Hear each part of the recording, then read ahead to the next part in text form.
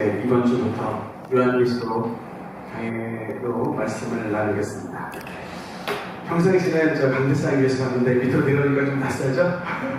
네, 제가 이 요한계시록은 지금으로부터 한 5년 전에 저기 우리 능력교회 덕운동 시절에 그때 한번 길게 걸쳐서 거의 한 1년 동안에 걸쳐서 말씀을 나눴었는데 여기 앉아 계신 분들은 이제 대부분 멤버가 지금 바뀌시다 보니까 우리 교육자분들 외에는 이제 그래도 처음 듣는 말씀인 것 같아서 이제 준비를 했습니다. 이번에 이제 말씀을 나눌 때는 지난번에 이 말씀에 대해서 더 좀 추가해가지고 좀 성경 공부식으로 좀 이게 조금 더 자세히 말씀을 이제 다루도록 하겠습니다. 되도록이면 좀 따분하지 않는 성경 공부가 좀 되었으면 좋겠다는 바람이 있는데요. 특히 요한계시록이 대다수의 교회에서 말씀이 잘 나눠지고 있지 않습니다. 이게 왜 그러냐면요, 이유가 있어요. 우리 종교개혁가 칼빈 선생께서 대회 이제 주석가신데 그 주석가께서 요한계시록을 해석을 할 때 끝까지 안 하셨습니다. 1장과 2장, 3장까지 하시고 펜을 내려놓으셨어요.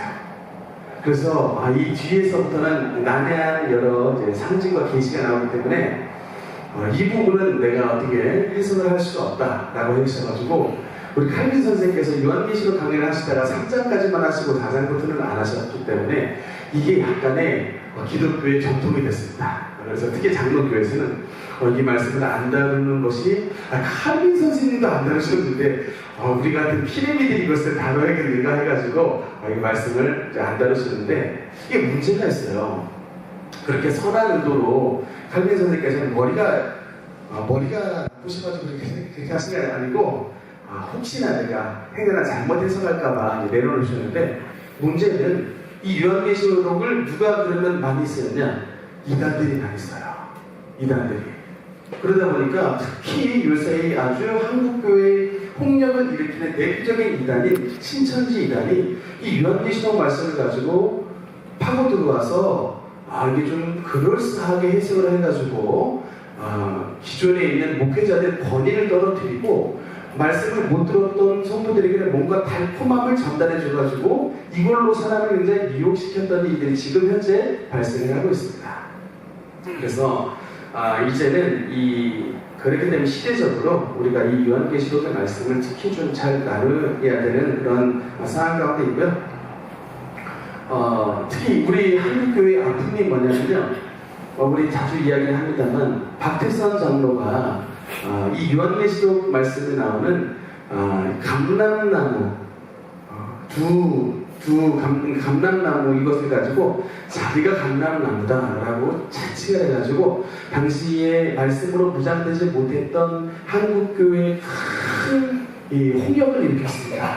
지금까지도 신앙촌성회가 있잖아요. 그 정도로 당시에 가산 팔고 박태선이 진짜 제일 예수요, 동방의 의인이요, 성모요, 영모요, 동방의 의인인 줄 알고서 쫓아가고 가산을 다 탕진했던 사람들이 많이 있었는데 참 그거는 말씀에 대한 무지함으로 인해서 한국교회에 나타났던 이런 아픔들입니다. 그래서 이제는 그런 일들은 이제 잊지 말아야겠다라고 하는 그런 시대적인 요청이 있고요. 그래서 저도 이 말씀을 준비하면서 또 서충은 이단이 되지 않도록 말씀을 나름대로 여러 유명한 목사님들에 대한 이 강의도 보고 말씀을 많이 참조해서 되도록 건전한 해석으로 이제 여러분께 말씀을 준비했습니다. 그래서 이제 차근차근히 한번 말씀을 나눠보도록 하겠습니다. 1장 1절의 말씀을 한번 같이 읽겠습니다. 시작. 예수 그리스도의 계시라. 이는 하나님이 그에게 주사 반드시 속히 일어날 일들을 그 종들에게 보이시려고 그의 천사를 그 종 요한에게 보내 알게 하신 것이라. 아멘. 아멘. 처음에 나오는 예수 그리스도의 계시라라고 하는 말이 나오죠. 여러분 이제 성경 공부를 좀 해봐야겠습니다. 여러분 이 계시라고 하는 건요, 영어로 말하면요 아포칼립스라고 하는 단어입니다. 이 아포칼립스라고 하는 말은 이게 계시라고 하는 말로도 쓰이고 이제 물론 이 단어가 요한계시록이라는 말로도 쓰이는데 이게 어떤 뜻이냐면요, 커튼을 열다 이런 뜻이에요. 커튼이 감춰져 있을 이렇게 착 쳐져 있을 때는 이게 몰랐다가 이거를 이렇게 이거를 착 열게 되면요, 쫙 열면은 이게 새로운 세상이 열리게 되듯이 이게 계시의 얘기인데요. 잘 안 보입니까? 글씨 크게 쓰세요. 크게. 크게. 네, 알겠습니다. 제가 제일 약한 부분이 글씨입니다. 근데 제일 약한 부분이 글씨인데 무슨 깡당으로 또 이걸 칠판을 갖고 왔는지 모르겠어요. 좀 그냥 애교로 이해해 주시고 서목사 글씨 너무 못 쓴다고 속으로는 흉보셔도 되지만 겉으로는 나타나지 않으셨으면 좋겠습니다. 네, 이 계시에는요 두 가지가 있습니다. 첫 번째와 두 번째가 있는데 조금 크게 써볼게요. 일반 계시가 있고요, 그 다음에 특별 계시가 있습니다. 여러분 일반 계시, 특별 계시 들어보셨어요? 처음 들어보셨죠? 그럼 일반 계시가 뭔지 우리 한번 성경 한번 찾아보겠습니다. 로마서 1장. 로마서 1장으로 넘어가 보겠습니다.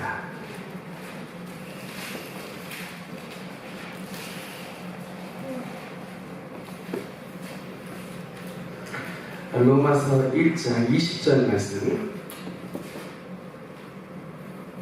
같이 읽겠습니다. 시작.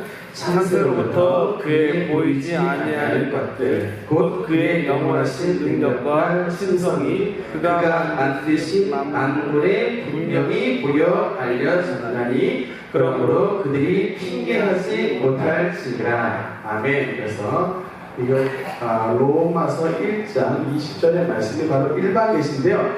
일반 계시는 바로 뭐다? 하나님의 창조물이라는 거예요. 하나님께서 만드신 창조물에서 하나님이 살아계신 계시가 나타난다는 겁니다. 하나님께서 우리 옛날에 고등학교 때 배웠던 관동별곡에도 보면요, 그 조물주의 능력이 헌사투헌사하시아 이런 말이 나와요. 그러니까는 우리 옛날에 조선시대에 살았던 여러 선비들과 그 시대 사람들도 그 자연 만물을 보고, 그게 관동별곡이라는 게 관동팔경을 보고서 이제 조물주의 능력을 실제로 정철 선생도 조물주가 계시구나 라고 노래를 실제 읊었습니다.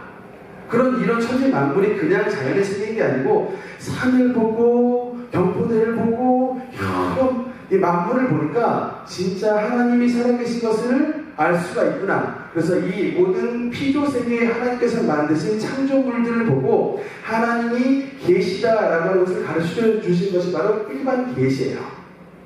그런데 일반 계시에는 한계가 있습니다.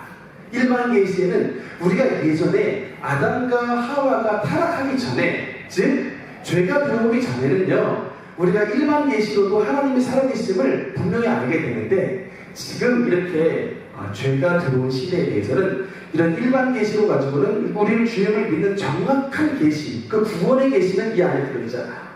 그래서 반드시 구원은 이런 일반 계시를 통해서 받는 것이 아니라 뭐다?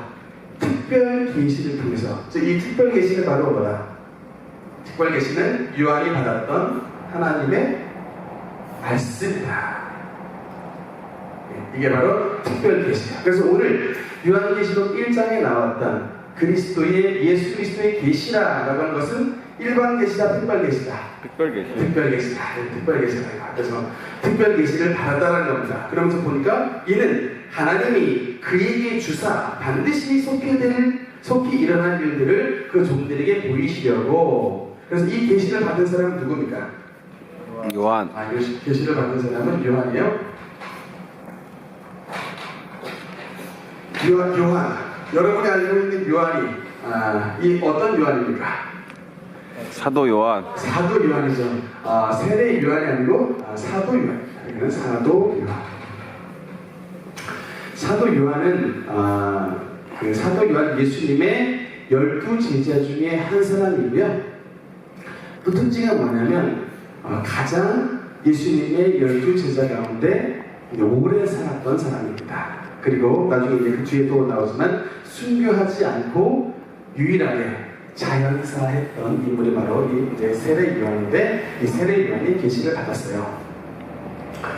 그 다음에 이 내용은 어떤 내용이냐면 반드시 속히 일어날 일들이라고, 여기 밑줄 그으셔야 됩니다. 반드시 속히 일어날 일들이다. 그러니까 우리 여러분, 이 계시는 하나님께서 우리에게 말씀하실 때 반드시 속히 일어난다라고 말씀을 하고 있어요. 근데 그건 어떤 분들이 이렇게 말할 거예요. 아니 목사님, 요한이 계시를 받은 게 지금으로부터 2000년 전 일인데 이거 성경 거짓말하는 거 아닙니까? 2000년 동안 이루어지지도 않았는데 어떻게 속히 된다라고 말씀을 하실 수가 있어요? 라고 물어보면 여기에 대한 답변을 뭐라고 얘기했어요? 주께는 뭐가 하루 같고 천년의 하루 같고 보면 또 하루가 천년 같다라고 하는 이 사실을 잊지 말라라고 베드로 사도는 말했잖아요. 그렇기 때문에 하나님께서는 천년이 하루 같기 때문에 하나님 안에서는 이것이 더디어지는 것이 아니라고 하는 것이죠. 다만 이것이 일부러 하나님께서 늦추신 것이 아니라 온 세상 만물, 온 세상에 있는 주님의 모든 피조의 세계가 특히 저 구석지에 있는 모든 이방인까지 다 복음을 받게 하시려고 하나님께서 기다리신 겁니다. 우리나라는 언제 복음을 받았어요? 1850년에 우리나라는 복음을 받았어요. 그러니까 만약에 1600년에 주님 오셨으면 우리 조선은 어떻게 됐어요? 다 지금 나가로 떨어질 수밖에 없었습니다. 지금 이렇게 앉아있을 수도 없는 거예요. 하나님의 인내하신 덕분에 저와 여러분은 이렇게 구원받은 주님의 아들과 딸이 될 수 있는 것입니다. 아멘. 주님께 감사해야 되는 것이죠. 네, 그 다음에 우리 3절 말씀 읽겠습니다. 3절 읽겠습니다. 시작. 이 예언의 말씀을 읽는 자와 듣는 자와 그 가운데 기록한 것을 지키는 자는 복이 있나니 내가 가까우리라. 아멘. 여러분, 다른 어떤 성경의 말씀에도 이것처럼 분명하게 말씀이 기록된 것이 없어요. 뭐라고 나왔냐면 이 예언의 말씀을 읽는 자도 복을 받고 듣는 자도 복을 받고 그 말씀에 기록된 것을 뭐합니까? 지키는 자들도 복을 받는다라고 하는 것이죠. 그런 이 말씀이 나온 요한계시록입니다. 우리 그렇기 때문에 우리 믿음의 선진인 길선주 목사님은요, 얼마나 요한계시록을 많이 읽었는지 몇 독을 한 줄 압니까? 한번 맞춰보세요. 100독 손 들어보세요. 1000독 손 들어보세요. 손 드셨네요? 5000독. 나왔죠? 정답은 10,000독입니다. 여러분, 길선주 목사님은 요한계시록을 10,000독 하셨다고 해요. 그러니까 이게 얼마나 많이 읽으셨으면 10,000독을 했다고 말씀할 수 있을까요? 저도 좀 흉내를 내보려고 했는데 도무지 이게 흉내를 낼 수 있는 분이 아니더라고요. 그러니까 우리 길선주 목사님이 우리나라의 조선 땅에 성령의 불신을 옮긴 사람입니다. 1907년에 평양 대부흥 운동의 주역이 아니세요? 그 평양 대부흥 운동으로 말미암아 조선 전역에 성령의 불이 다 옮기게 된 거예요. 그러니까 여러분, 이 예수 그리스도의 생명의 복음을 온 세상 열방에 퍼뜨리는 이런 힘을 발휘하기 위해서는요, 그냥 말씀을 읽어서 되지 않아요. 10,000독을 했다고 하는 것은 요한계시록 이 1장부터 22장 전체의 말씀이 머릿속에서 있고 가슴에 타오르고 그의 삶을 전체를 다 휘감아버리는 거예요. 그 정도 말씀으로 가득 찬 사람이 될 때에 하나님의 이 온 세상의 성령의 불을 이 조선 땅 전역에 퍼뜨리는 주역이 될 수가 있는 것입니다.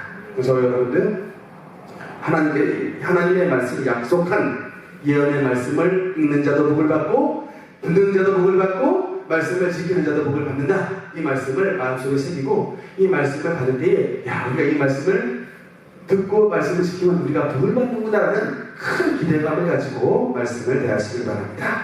네. 그 다음에 우리 4절 말씀 보겠습니다. 4절 말씀 같이 읽겠습니다. 시작. 요한은 아시아에 있는 7 교회에 편지하노니 이제도 계시고 전에도 계셨고 장차 오시리라. 그의 보좌 앞에 있는 일곱 영과. 그래서 이제 이 편지를 받는 수신자, 이건 이제 수신자는 누구죠? 아시아의 일곱 교회. 일곱 교회. 수신.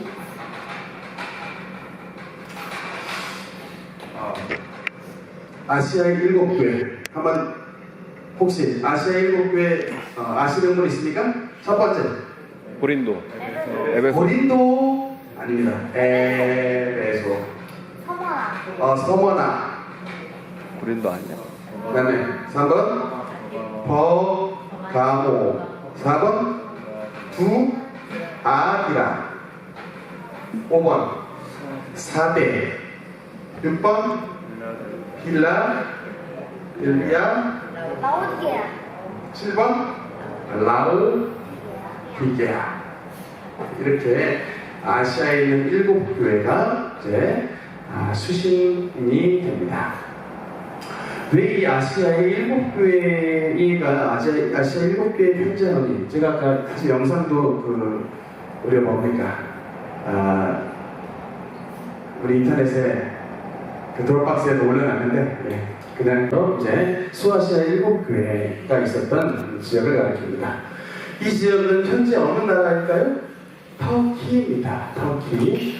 그러면 이스라엘은 어디 있느냐? 저기 시리아 바로 아래가 바로 이스라엘이고요. 지금 저기 이렇게 하얀 부분이 전체가 바로 이제 소아시아 지역입니다. 그래서 성경이 아시아로 갔다. 아시아라고 하는 것은 우리 지금 살고 있는 아시아를 얘기하는 게 아니고, 성경에서 아시아라고 그러면 저 소아시아 지역을 말합니다. 터키 지역이에요. 근데 이제 여기 보면은 그 마우스를 한번 보세요. 저기 별표 쳐있는 데 있죠? 별표. 맨 에베소. 그다음 그 위에 서머나. 그 위에 버가모. 오른쪽으로 두아디라, 아래로 사대, 옆에 빌라델비아, 아래 라오디게아. 이렇게 해서 아시아에 있는 일곱 교회에 사도 요한이 요한계시록을 편지를 했던 겁니다. 왜 그러면 특히 유럽 일곱 교회다 보냈느냐라는 이유가 있어요.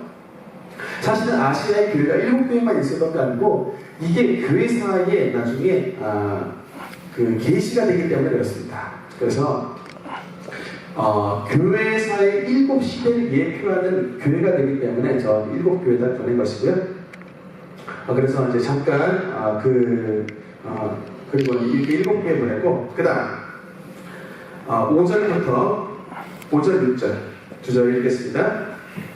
시작. 또 충성된 증인으로 죽은 자들 가운데서 먼저 나시고 땅의 임금들의 머리가 되신 예수 그리스도로 말미암아 은혜와 평강이 너희에게 있기를 원하노라. 우리를 사랑하사 그의 피로 우리의 죄를 위하여 우리를 해방하시고 그의 아버지 하나님을 위하여 우리를 나라와 제사장으로 삼으신 그에게 영광과 능력이 세도록 있기를 원하노라. 아멘. 그래서 우리 4절, 5절, 6절에 보면은 하나님에 대해서 말씀을 하고 있어요. 여러분,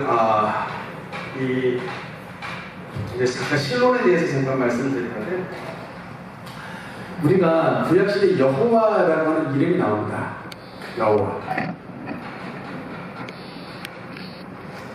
여러분, 이 여호와는 우리가 여호와 하나님이라고 많이 얘기하지만, 사실은 이게 원어로 보면 이렇게 써있어요. 히브리어인데 이렇게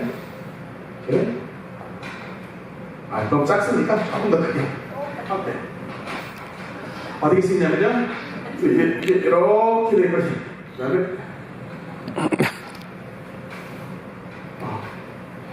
다음에 이게 히브리어가 이게 바로 히브리어예요.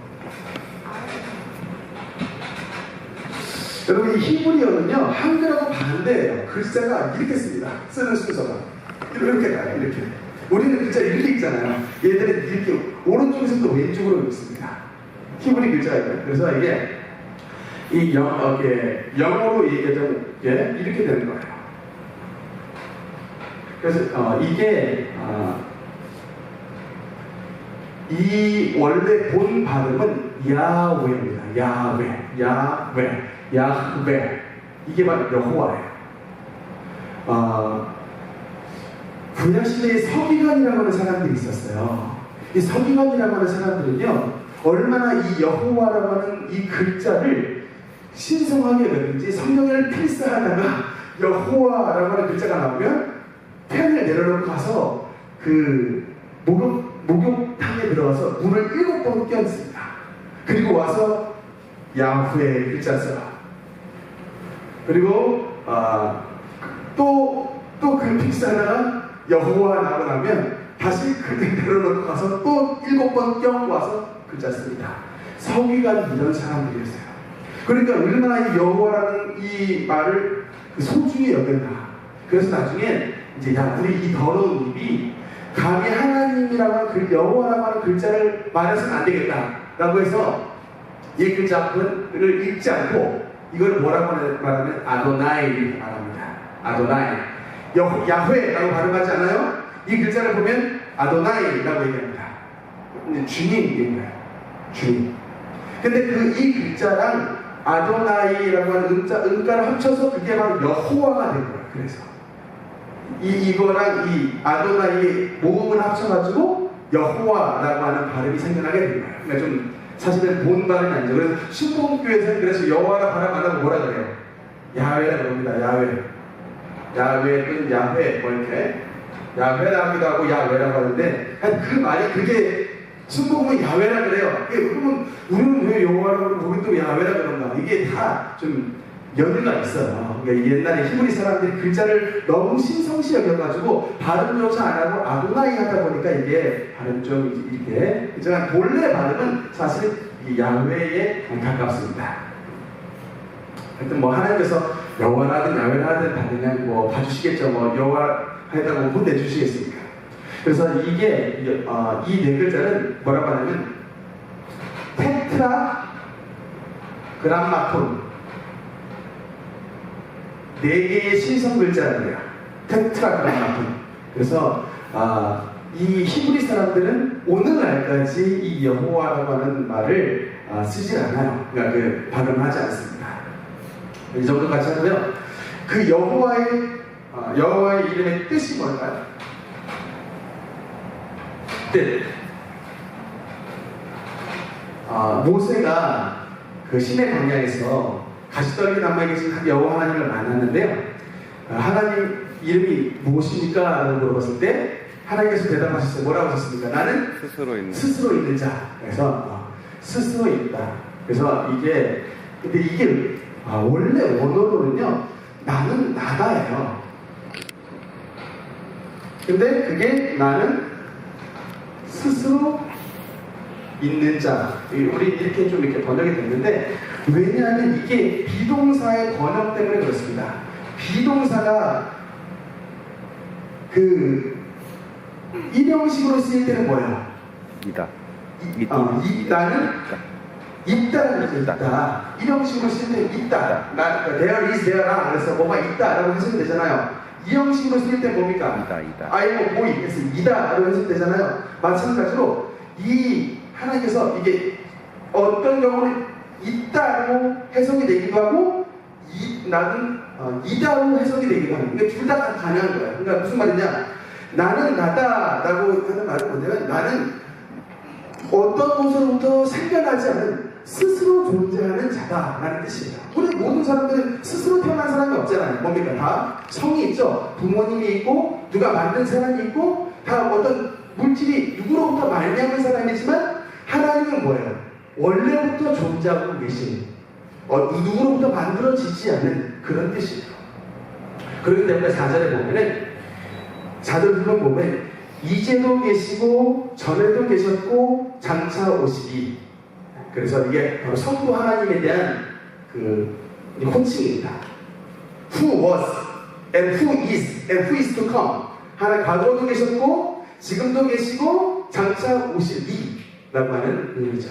그래서 이것은 지금 4절 후반부에 보이는 장차 오시리와 라고 하는 것은 뭐예요? 앞에 파트까지는 성부 하나님에 대한 말씀입니다. 이제도 계시고 전에도 계셨고 장차 오시리. 이건 성부 하나님에 대한 말씀이고, 그 다음 4절 후반부 부분 그 보좌 앞에 있는 7영과 이건 뭡니까? 보좌 앞에 있는 7영이 뭘까요?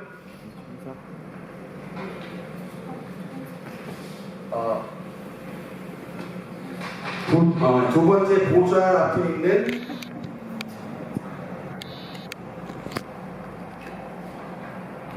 일곱 명. 이게 뭘까요? 어떤 분들은 천사라고 말합니다. 천사일까요? 아니, 지금 이게 뭐냐면 축복의 근원을 지금 얘기하시는 거예요. 성부 하나님과 그 다음에 그러니까 전에도 계셨고 지금도 계시고 장차 오실 이와 또 보좌 앞에 있는 7영과 그 다음에 그 뒤에 이제 또 나오는데 보좌 앞에 있는 7영 뭔지 모르시겠습니까? 그럼 찾아보겠습니다. 이사야서 11장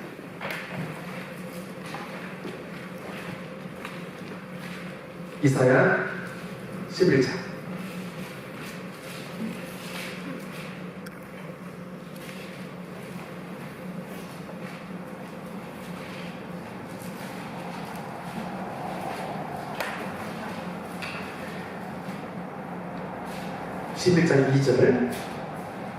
이사야 11장 2절 고백하시면 한번 같이 읽겠습니다. 시작. 그 위에 여호와의 영 곧 지혜와 총명의 영이요 모략과 재능의 영이요 지식과 여호와를 경외하는 영이 강림하시니. 아멘. 세 보겠습니다.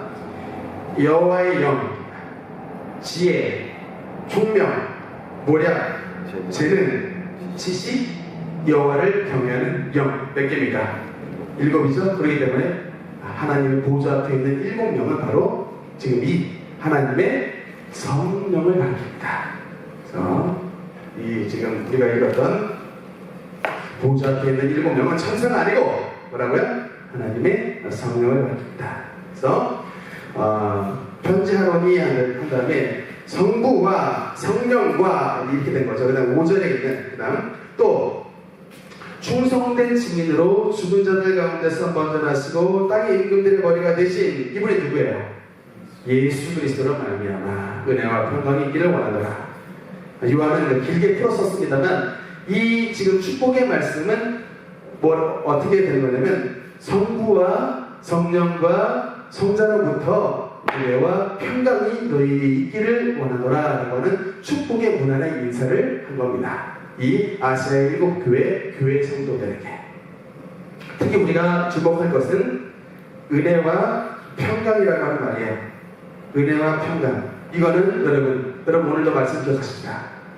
하나님께서 우리에게 주시는 선물은 바로 은혜와 평강입니다. 은혜란 말은 뭐예요? 은혜는 값 없이 주시는 하나님의 선물입니다. 어떤 대가가 아니에요. 하나님의 아들께서 십자가에서 흘리신 그 노고로 그 고생하심으로 우리 주님을 믿는 자들에게 거저주시는 은혜라고 하는 것이에요. 그러니까 우리가 예수님을 믿으면요 치료도 거저받는 것이고 축복도 거저받는 것이고 부여도 거저받는 것이고 우리 죄사함도 거저받는 것이고 우리의 어떤 대가로 받는 것이 아닙니다. 그냥 우리가 너무 이쁘니까 우리 자녀들 너무 이쁘잖아요. 거저 주잖아요. 마찬가지입니다. 우리가 하나님의 자녀가 되면 우리에게 하나님께서 우리에게 거저 주시는 은혜, 그것이 바로 은혜의 정의고 특히 평강은 어떤 불안이나 괴로움이나 세상에는 모든 슬픔으로부터 우리 하나님께서 우리를 건져내 주셔서 하늘에 있는 신령한 기쁨을 우리에게 허락해 주시는 것이 바로 평화라는 거예요. 세상에 줄 수 없는 그 평화를 우리에게 주신다고 약속하셨으니 이 요한계시록의 말씀을 받는 저와 여러분은 우리 성부와 성자와 성령으로부터 흘러나오는 은혜와 평강을 누려야 되는 것입니다. 이 말씀의 은혜 받은 결론부입니다. 오늘 이제 결론부 7절 말씀입니다. 7절 같이 읽겠습니다. 시작. 볼지어다 그가 무릎을 타고 오시리라. 악사라 있습니다. 데살로니가 전서 4장 16절. 수요일 날은 이제 조금 성경을 학적을 좀 배워보겠습니다. 그냥 그동안은 막 읽고 넘어가기만 했지만 이제 성경을 조금 내용을 좀 정리를 해가면서 말씀을 볼 것이니까 조금 힘들다 하실지라도 좀 잘 좀 견뎌보세요. 데살로니가 전서 4장 16절 17절 구절을 읽겠습니다. 시작. 주께서 호령과 천사장과 수레와 하나님의 나팔 소리로 친히 하늘로부터 강림하시니 그리스도 안에 죽은 자들이 먼저 일어나고 그 후에 우리가 살아남은 자들도 그들과 함께 구름 속으로 끌어올려 공중에서 그를 영접하게 하시니 그리하여 우리가 항상 주와 함께 있으리라. 아멘. 지금 우리가 읽었던 데살로니가 4장 16절 4장 16절에서 17절의 말씀은 어떤 재림을 뜻하냐? 공중 재림을 뜻합니다. 우리가 말씀을 봤지만 천천히 보면요 17절에 우리 살아남은 자들도 그들과 함께 구름 속으로 끌어올려 공중에서 주를 영접하게 하시니 이 말씀이 나오죠. 이게 그 유명한 뭡니까? 휴거. 이 휴거라는 겁니다. 휴거. 끌 휴자 들 거자 공중으로 끌어올라간다라는 뜻이에요. 사실은 우리 주님께서 이 휴거에 대해서 몇 번 말씀했습니다. 우리 주님께서 누가복음 17장에 보면은 두 사람이 동시에 맷돌을 갈고 있다가 한 사람은 데려감을 당하고 한 사람은 버려둠을 당할 것이요 두 사람이 한 곳에서 누워서 잠을 자다가 한 사람은 데려감을 당하고 한 사람은 버려둠을 당할 것이다. 그 말씀이 바로 공중 재림을 뜻하는 거예요. 여러분 휴거 때가 되면은요 영화도 나왔어요. 레프트 비하인드라고 하는 영화가 나왔는데 그게 바로 주님의 이 휴거에 대한 영화예요. 여러분 이게 그 영화를 보면 갑자기요 예수님이 딱 재림났을 때 되니까 운전하고 가족들끼리 운전하고 가고 있다가 갑자기 아버지랑 어머니랑 애가 사라졌어요. 운전하고 가고 있는데 그러니까 3초만 차이 남아있어요. 그러니까 차가 어떻게 돼요? 운전하고 있는 아빠와 엄마와 뒤에 타고 있는 아이와 삼촌이 있는데 세 명은 순식간에 사라졌고 뒤에 타고 있는 삼촌만 차를 타고 있는데 갑자기 사람은 사라져버렸습니다. 그러니까 그냥 차를 그냥 꽈당 들이받는 거예요. 자동차만 이런 일이 일어나는 게 아니고요 비행기도 일어난 일이 일어났습니다. 비행기를 타고 가고 있는데 비행기 조종사와 승객 여러분이 갑자기 순식간에 자리에서 사라져버렸어요. 그러니까는 날아가는 비행기가 어떻게 돼요? 조종사가 없어지니까 그냥 그대로 추락하고.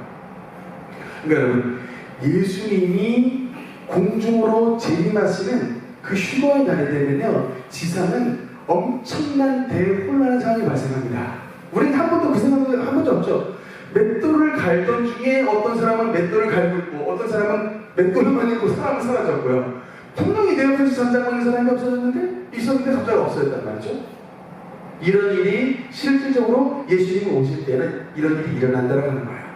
그런데 그 사람은 그냥 그래서 당시에는 이제 이 지상에는 막 뉴스가 엄청나게 날 겁니다. 갑자기 대규모의 납치 사건이 나타났습니다. 우주인이 지구에 침공해가지고 사람을 납치해 잡아갔습니다. 이런 막 여러 가지 뉴스가 막 엉터리 뉴스가 날 텐데 우주인이 잡아간 게 아니고 하나님의 성령께서 이끌어 가시는 거예요. 이끌어 가실 때는 순서가 있습니다. 제일 처음에 공중재림이 있을 때 누가 제일 먼저 하늘로 올라갈까요? 4장 16절에 보니까 누가 먼저 올라간대요? 그리스도 안에서 죽은 자들이 제일 먼저 일어나고 그러니까 보면 첫 번째 올라가는 사람이 그 예수님 안에서 죽은 자들이 제일 어떻게 된다는 거예요? 부활하여서 부활해서 먼저 올라갑니다. 그들이 죽은 사람들이 올라가는 거예요. 우리 찬송가 180장 하나님의 나팔 소리 찬송할 때 2절에 보면 무덤 속에 잠자는 자 그때 다시 일어나 영화로운 부활 승리 얻으리 주가 택한 모든 성도 구름 타고 올라가 공중에서 주의 얼굴 배우리. 이 찬양은 주님의 공중재림을 기리는 찬양입니다. 죽은 자들도 부활해서 올라가고 2절 후반부에 보면 주님께서 택하신 성도도 같이 올라가서 공중에서 주님을 보게 된다. 두 번째는 주님 살아있는 사람도 올라가는 거예요. 17절에 보면 16절에는 죽은 사람들이 올라간다. 그러니까 두 번째 누가 올라가요? 그 후에 우리 살아남은 사람들도 그들과 함께 구름 속으로 끌어올라간다. 이것에 대해서 사도 요한은 고린도전서 15장 부활장에 똑같이 말씀하고 있어요. 우리 이 썩은 재료가 주님의 천사장의 나팔을 불 때 순식간에 예수님의 영화로운 몸으로 우리도 바뀌게 된다는 거예요. 지금은 우리 껍데기가 뭡니까? 다 죽는 이 30년 지나면 막 조글조글 주름도 있고 얼굴에 막 검버섯도 생기고 머리도 막 대머리로 빠지고 좀 이게 좀 일어나고 싶지 않은 일들이 일어나는 이게 좀 썩는 재료인데 그날에 공중 재림의 날에는 우리 주님의 나팔이 울리면 우리 살아있는 사람이 이 몸으로 올라가는 게 아니고 그 나팔 소리가 울릴 때 순식간에 우리의 몸도 예수 그리스도의 부활체로 바뀌게 돼서 영생 불사, 즉 죽지 아니하고 썩지 아니하고 병들지 아니하는 영원한 건강한 몸으로 그 건강한 몸을 힘입고 공중으로 올라가게 된다라고 하는 것이죠. 너무나도 영광스러운 날입니다. 그래서 이 두 번째는 살아있는 자들도 자들이 어떻게 된다? 그건 이제 변화하는, 그래서 이게 고린도전서 15장에 나오는 말씀이에요. 변화체를 입고서 공중으로 들림을 받게 된다라는 거예요. 이게 바로 이제 공중재림 휴거가 바로 뭐로 이어진다? 7년간의 어린 양의 혼인잔치로 이어지는 거예요. 7년 어린 양의 혼인잔치가 이루어지게 됩니다. 그러면 공중에서는 이거 바로 공중인데 공중에서는 7년간의 혼인잔치가 있는데 반대로 지상에서는 어떤 일이 있을까요? 7년 환란이 있는 거예요. 그래서 7년 환란이 뭐라고 얘기하면 7년 대환란이다. 이때 공중에서는 주님의 택함을 받은 사람들이 예수님과 함께 어린 양의 혼인잔치에 참여하여서 이 땅 가운데 수고한 대로, 즉 죽었던 사람들은 부활하여서 옛날에 예수님을 믿는 신앙의 상급을 받게 되고 살아있는 저와 여러분도 함께 올라가서 지금까지 살아있으면서 주님을 위해서 봉사했던 것들, 식당 봉사하고 차량 봉사하고 설거지하고 주님 앞에 헌금 드리고 예수님을 위해 성전 건축하고 이 모든 기록된 대로 저와 여러분 다 상급을 받게 되는 거예요. 마치 신부가 드레스를 입고 면류관을 쓰고 예쁘게 단장하듯 우리가 지상에서 있을 때 수고했던 바대로 주님께서 우리가 신부로서 혼인잔치의 신부로서 참여하여서 주님의 상급을 받습니다만 반대로 버려진 사람들은 7년 동안 뭐를 당한다? 환란을 당하게 되는데 누구에게? 예수님과 반대되는 인물이 누구예요? 저 그리스도에게 7년간 환란을 당하게 되는데 그게 바로 요한계시록에 나오는 말씀들이에요. 이 앞으로 이게 성경 자세하게 해석이 될 겁니다. 그렇게 돼서 결국은 이 공중재림에서 7년이 끝나고 주님께서 이제 7년 후에 어디로 내려오신다? 지상으로 내려오시는 지상 재림의 모습이 우리가 읽었던 요한계시록 1장에 대한 말씀이고요. 그래서 주님께서 내려오실 때는 이 말씀이 나오네요. 7절 중반부에 보면은 각 사람의 눈이 그를 보겠고 그를 찌른 자들도 볼 것이요 땅에 있는 모든 족속이 그로 말미암아 애곡하느니 그러하리라. 왜 땅에 있는 모든 족속이, 한국 사람도 일본 사람도 미국 사람도 중국 사람도 들림을 받지 못한 모든 세계 사람들이 애국을 한다. 왜 우리가 예수님이 그들을 뭐하러 오십니까? 저리로서 산자와 죽은 자를 심판하러 오시리라. 그때 오시는 주님은 우리가 알고 있는 주님이 아니에요. 우리를 용서하시고 우리를 모든 죄악에서 건지신, 어떤 죄도 다 사하신 그 분이 아니고 그때 내려오신 예수님은 이 땅을 공평과 정의로 주님을 믿지 않은 자들을 철장 권세를 가지고 깨뜨리시러 오시는 심판의 주님이라는 것을 알아야 됩니다. 여러분, 우리 예수님께서 예루살렘에 들어갔을 때 뭐를 타고 들어가셨어요? 나귀를 타고 들어가셨습니다. 나귀를 탔다라는 얘기는 싸움을 걸러 오신 분이 아니에요. 평화를 전하는 평화의 주님으로 오셨습니다. 그런데 재림의 주님은 나귀를 타고 내려오시지 않습니다. 뭐를 타고 오세요? 백마를 타고 오십니다. 그 백마를 타고 오시는 주님은 뭐예요? 세상을 정복하는 정복자로 오신 겁니다. 나폴레옹의 사진을 보니까 백마 타고 알프스를 넘는 이런 사진이 있더라고요. 딱 그 모습입니다. 세상을 정복하러 오시는 예수님입니다. 그러니까는 온 세상에 있는 사람들이 벌벌 떨고 우는 거예요. 이제는 죽을 만 남았구나. 특히 여러분 보면요, 그를 찌른 자들도 볼 것이요, 이 찌른 사람들은 예수님이 십자가에 달리실 때 옆구리를 창에 확 찔고 손에 못을 확 받고 이런 사람들만 뜻하는 게 아니에요. 누굽니까? 세상에 있는 모든 불신자들이 바로 주님을 찌른 자들입니다. 여러분, 이게 참 우리에게 말씀을 하는 게 굉장히 깊은 말이에요.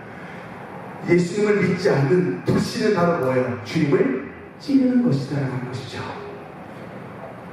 우리가 주님 앞에 지난날에 지었던 모든 죄를 죄사함 받았기 때문에 이제는 우리가 더 이상 주님을 찌르는 자들이 아니지만, 결국은 주님을 믿지 않는 것이 바로 곧 예수님을 고통 가운데 일어나는 사람들이기 때문에 그 사람들과 주님을 찌른 자들의 죄를 받아서 심판을 받는다는 것이죠. 네, 이제 말씀의 결론을 맺겠습니다. 그래서 오늘 이제 1장 7절까지 말씀을 나누고요. 그래서 우리가 예수 그리스도를 믿으면 요한계시록의 말씀, 우리를 꼭 겁주려고 하는 말씀이 아닙니다. 여러분, 희망을 발견해야 돼요. 1장 6절 말씀 한번 읽겠습니다. 시작. 그의 아버지 하나님을 위하여 우리를 나라와 제사장으로 삼으신 그에게 영광과 능력이 세세토록 있기를 원하노라. 아멘. 여러분, 이 요한계시록의 말씀은 우리에게 좌절과 낙담을 주시는 말씀이 아니고 뭡니까? 희망과 우리에게 소망을 주시는 말씀이에요. 즉, 예수님을 믿지 않는 사람들은 지옥의 불쏘시개처럼 애곡하고 울고 지옥으로 들어가는 인생이 되지만, 예수님을 믿는 저와 여러분은 뭐가 된다는 얘기예요? 하나님의 나라, 즉 킹덤과 주님의 프리스트, 주님의 제사장이 된다라고 하는 거예요. 뭐를 통해서? 5절 후반부에 보면 그의 피로, 예수의 피로 우리를 주님의 나라와 주님의 제사장이 되게 해주셨다라는 것이죠. 우리에게 희망을 주시는 말씀입니다. 지금 비록 우리가 이렇게 재산불하게 살고 누구 하나 알아주는 사람도 없고 그냥 이렇게 살다가 이렇게 가나보다 이렇게 생각할 수 있을지 몰라도, 하나님은 결코 우리를 그렇게 말씀하고 있잖아요. 이 적은 곳에서 하나님의 몸된 교회를 위해서 충성 봉사하고 예수님이 오신 그날을 준비하는 사람들은 하나님께서 저와 여러분을 나라로 세우신대요. 나라. 예를 들어 모압과 이 암몬이 결국은 나라가 됐잖아요. 그런 것처럼 우리가 하나님의 나라가 된다는 거예요. 서충은 이게 그냥 사람이 아니고 하나님의 킹덤, 주님의 나라가 된다는 거예요. 우리의 이름이 우리의 나라가 되게끔, 또 그 나라를 다스리는 주님의 제사장이 되게 해주시다는 거예요. 김광자, 그냥 하나님의 성도만이 아니고 하나님의 나라로 세워주시다는 겁니다. 그래서 베드로서에는 너희는 왕같은 제사장이요. 그러니까 이게 무슨 말이냐면 그 나라를 다스리는 왕이 되게 하시고 그 나라의 신령한 하나님의 제사장이 되게 해주신다. 이것이 바로 그냥 하는 말, 선수의 약속이 아니고 우리 하나님의 주신 저와 여러분에게 신실한 약속이라고 하는 것입니다. 아멘. 그래서요, 우리가 오늘도 우리 주님 오신 그날을 준비하며 이 세상에 썩어진 세태에서 구별하고 누가 보든 보지 않든 간에 언제나 좁은 길을 걸으면서 하나님의 성령과 동행하고 죄와는 멀어지고 주님의 몸된 교회를 위해서 봉사하는 삶을 살아가면 그날 우리 주님께서 우리를 위하여 오시는 그 재림의 때에 저와 여러분을 주님의 나라로 세워주시고 하나님의 거룩한 제사장으로 세워주시는 왕같은 제사장, 존귀한 주님의 아들과 딸로 세워주신 것입니다. 아멘. 기도하시겠습니다.